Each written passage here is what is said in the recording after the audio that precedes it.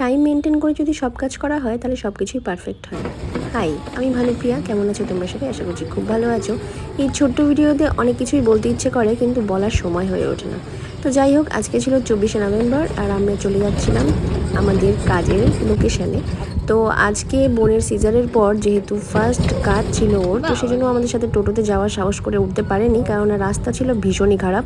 কালিয়াগঞ্জ থেকে ভেলাই, আমি বাসে করে গেছি কুশমণি থেকে কালিয়াগঞ্জ, আর তারপরে ওখান থেকে আমি আর বোনের অ্যাসিস্ট্যান্ট দুজনে মিলে টোটোতে করে চলে যাচ্ছিলাম ভেলাইয়ের উদ্দেশ্যে। তো এখানে আমি আগেও একবার এসেছিলাম 2 বছর আগে, তখনও রাস্তা এরকমই খারাপ ছিল, এখন তো আরও খারাপ। আর বোন আসবে পরে স্কুটিতে, আর আমরা হেলতে দুলতে চলে এসলাম লোকেশানে আসার পরে আমরা ওয়েট করছিলাম, কারণ ওদের ভাত কাপড়ই হয়নি। তো অনেকটা আমরা অলরেডি লেট করে গেছিলাম, আধা ঘন্টা 1 ঘন্টার মতো, কারণ ওরা লেট করে যেতে বলছিল। তারপরে আরও লেট, এখানে ভাত কাপড় হচ্ছিল।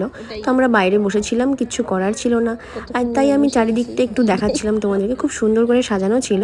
আর ওদের বসতে লেট হচ্ছিল জন্য আমার আরেকটা জায়গায় কাজ করতেও যাওয়া হয়নি। তো আমার একটা জায়গায় কাজ ছিল, সেখানে আমি না করে দিলাম যে আমি আর পৌঁছাতে পারবো না, কারণ আমি এখানেই সাজাতে বসিনি। তো এই করতে করতে বোনও চলে আসলো স্কুটিতে করে, ওরও তো অবস্থা খুবই খারাপ। ধীরে ধীরে আসলো, আর তারপরে আমরা কাজ শুরু করলাম। আর এই ছিল আমার কাজ। আর মাঝখানে আমি আরেকটা কাজ করেছিলাম, সেটা ফটো বা ভিডিও কিছুই নিতে ভুলে গেছি, কারণ ওদেরও টাইম ছিল না। স্টেজে দেখো আর একজন পিঙ্ক শাড়ি পরে আছে, তাকে আমি সাজিয়েছিলাম। তো যাই হোক, টাইম মেনটেন করলে এই জন্য সব কিছুই পারফেক্ট হয়।